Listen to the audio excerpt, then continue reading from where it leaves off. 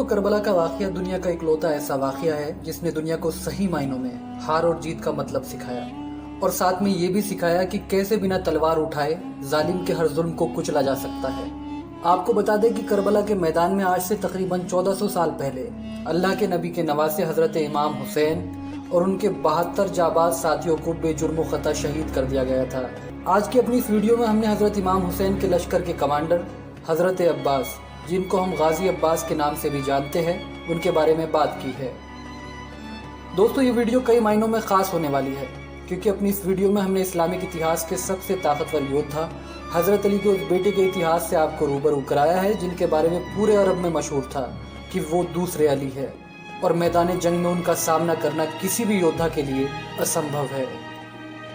कौन थे गाजी अब्बास, क्या थी उनकी कहानी और क्यों उनसे यजीद का लाखों का लश्कर भी खौफ खाता था, और साथ में ये भी बताएंगे कि क्यों हज़रत अब्बास को हज़रत अली के बाद इस्लामिक इतिहास का दूसरा सबसे ताकतवर योद्धा कहा जाता है।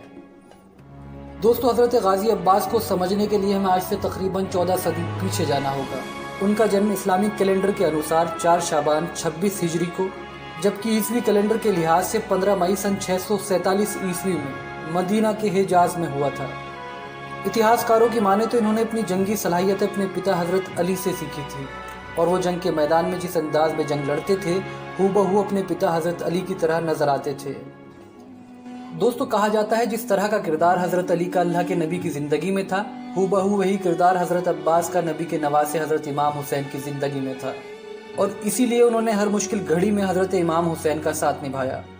आपको जानकर शायद हैरानी होगी, हज़रत अब्बास ने अपनी पहली जंग मात्र 12 वर्ष की उम्र में लड़ी थी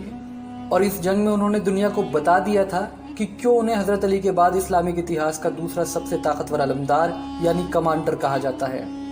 आपकी जानकारी के लिए बता दें, तारीख में इस जंग को जंग सिफ़ीन के नाम से जाना जाता है। हज़रत गाजी अब्बास न सिर्फ हज़रत इमाम हुसैन के लश्कर के कमांडर थे बल्कि उनके छोटे भाई भी थे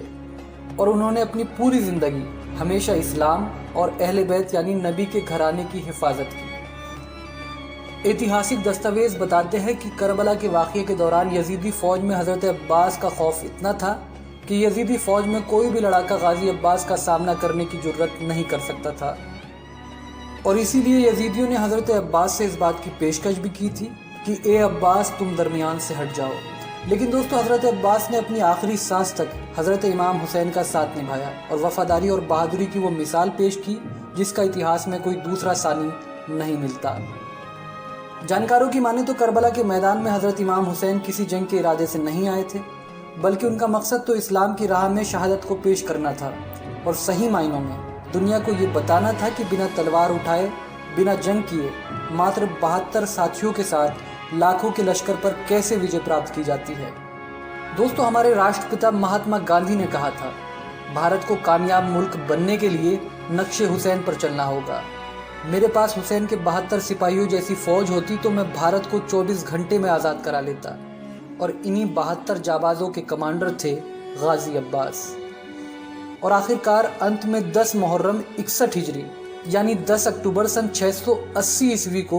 33 वर्ष की उम्र में ये जाबाज योद्धा 3 दिन का भूखा प्यासा करबला में शहीद हो गया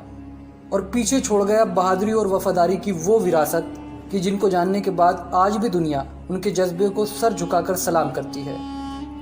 तो दोस्तों, ये था हज़रत अली के बेटे और इस्लाम के दूसरे सबसे ताकतवर योद्धा गाजी अब्बास का इतिहास।